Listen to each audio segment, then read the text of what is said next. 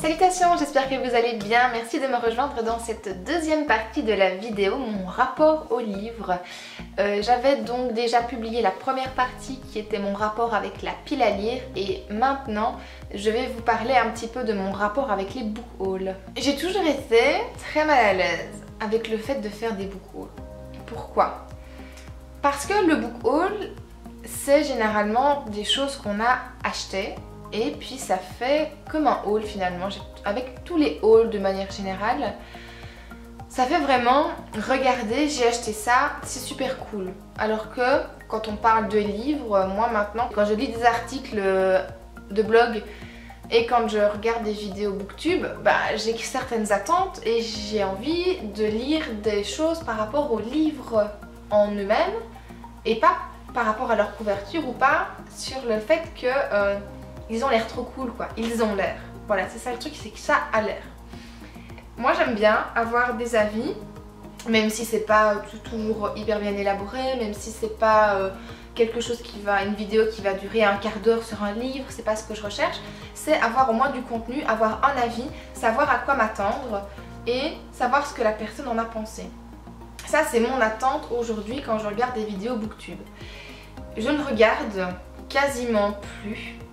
Ou plus du tout. Non, quasiment plus parce qu'il y a quand même encore deux personnes chez qui je regarde des book hauls parce que sinon je crois que ça veut dire que je loupe la moitié des vidéos parce qu'elles en font plus beaucoup. Lucie, si tu passes par là. Mais donc du coup oui, je ne regarde quasiment plus de vidéos book haul parce que il n'y a pas d'avis, il n'y a pas d'avis, il n'y a pas de contenu. Et donc je trouve que ce sont des vidéos sans contenu. Malgré tout j'en ai fait sur la chaîne, mais je ne pense pas que j'en referai. J'étais déjà mal à l'aise avec ça à l'époque où je le faisais, mais ce sont des vidéos qui récoltent un max de vues et je me demande bien pourquoi est-ce qu'un book haul, une vidéo sans contenu, ramasse plus de vues, fait plus de vues, donne plus envie à des gens de regarder la vidéo alors qu'il n'y a pas d'avis donné dedans en soi, donc ça veut dire qu'on va juste présenter des livres. Et en soi c'est ce qui me dérangeait aussi, c'est de me dire je vais présenter ce que j'ai acheté et je vais leur dire à chaque fois ça a l'air trop cool, j'ai envie de le lire. Voilà, c'est très redondant finalement et ça n'apporte pas grand chose à l'histoire, à l'histoire de ma vie. Voilà. Et donc c'est un peu tomber à côté de la plaque finalement, c'est pas le but d'une chaîne que de faire de la publicité. Ou alors voilà, c'est peut-être ça le but, c'est faire de la publicité.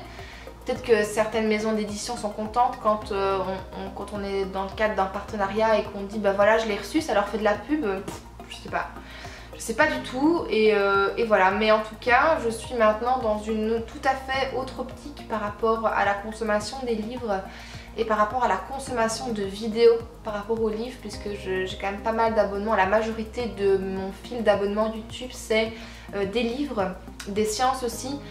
J'ai littérature, il y a aussi encore de la beauté, mais aujourd'hui c'est majoritairement des booktubeurs et j'avoue que les book hauls, ça n'a plus d'intérêt pour moi.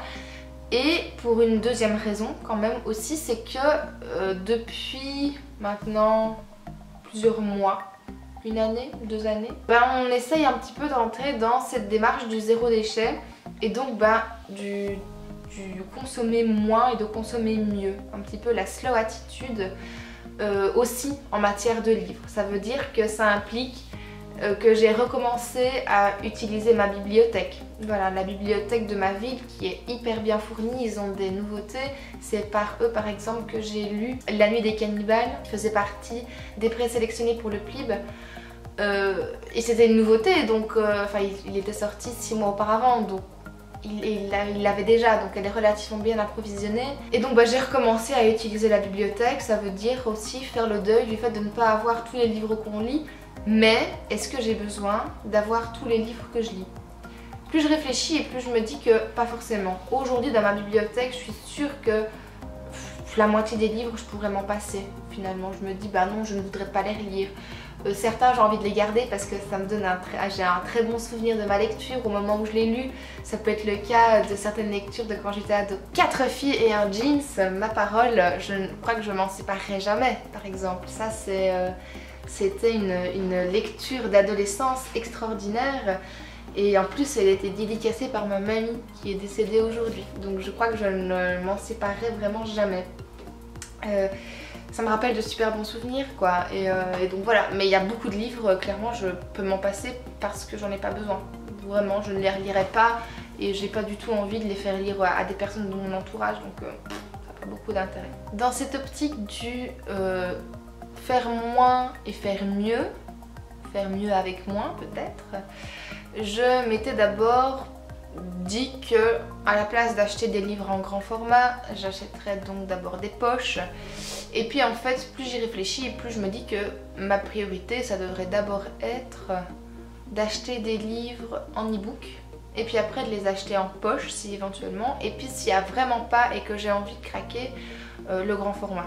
Par exemple, il y a certains livres de la rentrée littéraire que j'ai lus qui sont en grand format et que je ne regrette pas du tout d'avoir acheté. Je pense au Oui Montagne dont je vous ai beaucoup parlé l'année passée, et aussi L'Art de perdre que je ne regrette pas d'avoir acheté en grand format, et de toute façon je crois qu'il n'est pas encore sorti en poche.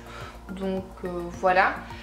Il y a certains livres très très beaux qu'effectivement on doit acheter en grand format, les BD par exemple, ou les beaux livres. J'ai par exemple ici, c'est Carmen, illustré par Benjamin Lacombe, qui est magnifique, vraiment. Il est superbe, ah j'adore. C'est hyper sombre, waouh. Et il fait vraiment un travail, mais donc ça c'est pour les beaux livres que je m'autorise encore à craquer. Et c'est vrai que ça en fait, ce genre de livre, c'est vrai, ça c'est propice au book haul parce que justement on les achète pour l'objet livre. Mais sinon des livres de poche, vous dire que j'ai acheté voilà Les fiancés d'hiver, Paolo Cognetti, etc. c'est pas hyper intéressant en book haul quoi. J'ai pas du tout scripté cette vidéo, donc elle peut être un petit peu décousue et j'en suis bien désolée si c'est le cas. Je sais pas si j'ai fait le tour du sujet, en tout cas j'ai donné mon avis principal sur la chose et peut-être que vous avez votre avis à donner aussi.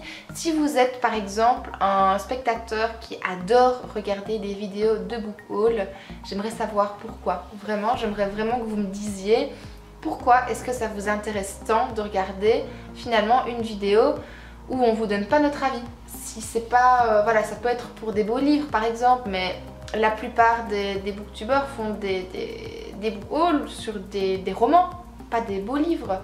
Donc j'aimerais vraiment savoir pourquoi est-ce que ce sont ces vidéos là qui font le plus de vues, je ne sais pas. Et donc si vous avez une tentative de réponse ou une hypothèse, n'hésitez pas à me la soumettre, j'aimerais vraiment beaucoup en discuter avec vous dans les commentaires. J'aimerais savoir aussi quels sont vos avis, votre avis, vos opinions sur les book hauls, sur les hauls de manière générale sur YouTube. Quant à moi, je vais m'arrêter de parler ici, je vous fais plein de gros bisous et d'ici la prochaine vidéo, portez-vous bien, salut!